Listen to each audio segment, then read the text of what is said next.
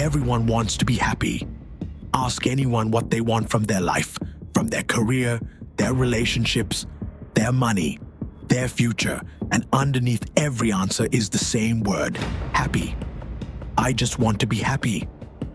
And almost no one ever stops to ask the most important question: what does that actually mean? Because if you spend your entire life chasing something you have never clearly defined, you will spend your entire life arriving at things that feel like they should be it, and discovering they are not. The promotion, not it. The relationship, not it. The house, not it. The number in the account, not it. And the quiet, terrifying suspicion that maybe you are doing it wrong.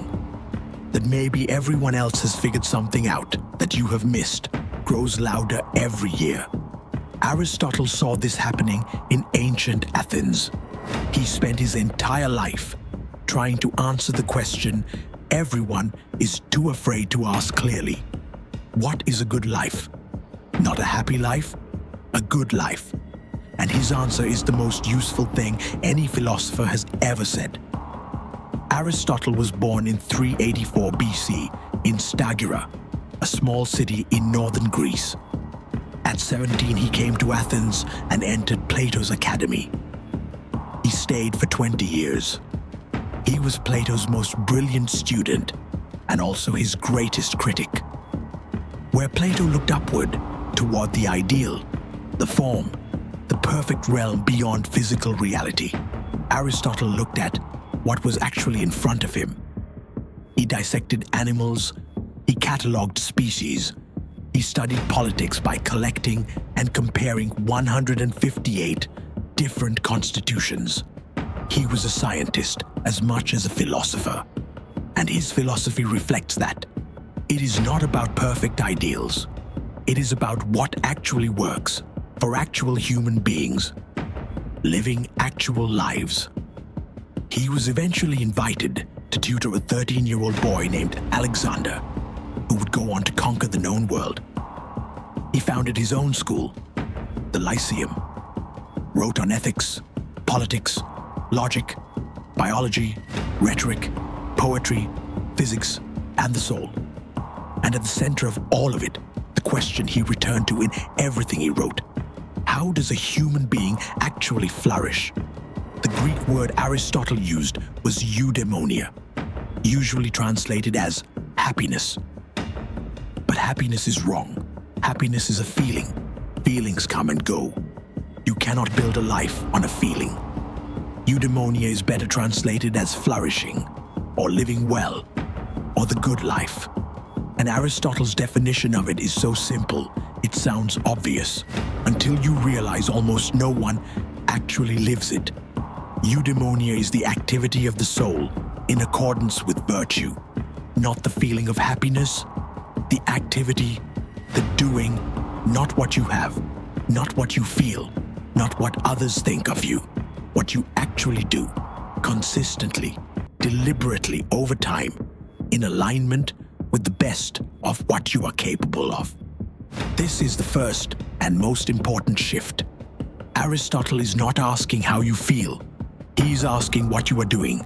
He is saying that the good life is not a destination you arrive at.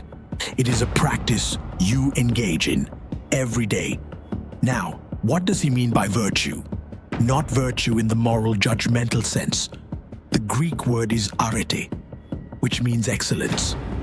Everything, every object, every creature, every human being has a function it is designed for. A knife's excellence is sharpness. A horse's excellence is speed and strength. A human being's excellence, Aristotle said, is the use of reason, because reason is what separates us from everything else. So the excellent human being is the one who uses reason well, to make good decisions, to build good character, to act well in the world. And here is where Aristotle introduces what might be his most practical idea: the golden mean. Every virtue, he said, is the midpoint between two extremes. Courage is the midpoint between cowardice and recklessness. Generosity is the midpoint between miserliness and extravagance. Confidence is the midpoint between self-deprecation and arrogance. Ambition is the midpoint between laziness and ruthless obsession. The virtuous person is not the one who eliminates one extreme. It is the one who finds and maintains the exact right balance for their specific situation. Not the same balance for everyone. Not a fixed rule. Practical wisdom, what Aristotle called phronesis, is the ability to read a situation and find the right action for that specific moment. This is not something you are born with. This is not something you read in a book. Phronesis is built through experience, through paying attention, through making decisions, good ones and bad ones, and learning from both. Aristotle also said something that most people who chase happiness desperately need to hear. We are social creatures. You cannot flourish alone. He did not mean you need to be surrounded by people. Here is the honest question Aristotle is asking you. Not, are you happy? Are you flourishing? These are not the same question. You can be happy momentarily, chemically, circumstantially, without flourishing. And you can be flourishing, building something real, living in alignment with your values, doing the work that matters, without feeling happy every day. The good life is not always comfortable, but it is always meaningful. So ask yourself, what is your function? Not your job title, not your role in other people's lives, not the identity you perform. What are you actually here to do well? What is the thing doing when you are doing it that makes you feel like you are using the best of what you are? That is your arete. And the question is not whether you have found it. The question is whether you are practicing it. Because Aristotle was absolutely clear about this. Virtue is not a trait you have. It is a habit you build. You do not become courageous by deciding to be brave. You become courageous by doing brave things repeatedly, over time, until courage becomes your default response. You do not become generous by wanting to give. You become generous by giving, again and again, until generosity is simply who you are. Character, Aristotle said, is what you do when no one is watching.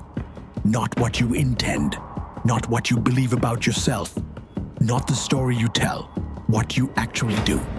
And the golden mean asks you to check, right now, honestly, where are you living at the extremes? Where are you reckless when you could be courageous? Where are you hiding when you could be present? Where are you extravagant when you could be generous? Where are you obsessed when you could be ambitious? The work is not to eliminate your tendencies. The work is to find the mean, the right action. For this person, in this situation, at this moment, that is phronesis, and it takes a lifetime to build. But it starts today, with one decision made more carefully than the one you made yesterday. Aristotle did not promise you happiness. He promised you something better, a life that, when you look back at it, you will recognize as well lived. Not perfect, not painless, not full of constant feeling good, but built on the right things, practiced with consistency, oriented toward excellence. He tutored the most powerful man in the world. He built a school that shaped Western thought. He wrote about everything, from the movement of stars to the emotions of audiences watching a play. And through all of it, he kept returning to the same question. Not, are you happy, but are you living well? Are you using what you have? Are you becoming what you are capable of? Are you practicing day by day, choice by choice? The kind of person you want to have been when this is over? That is the Aristotelian question. It does not care about your feelings. It cares about your actions. Because your actions, repeated, compounded, sustained over time, are not just what you do. They are who you are. If this video found you at the right moment, go to the comments right now and write one thing: I will not break. That is not a message to me. That is a promise to yourself. And tell this family, which philosopher should wear the next mask? Drop the name below. If you're new here, this is what we do. Every week, one philosopher, one story, one lesson, sharp enough to cut through everything the world throws at you. Subscribe, turn on notifications.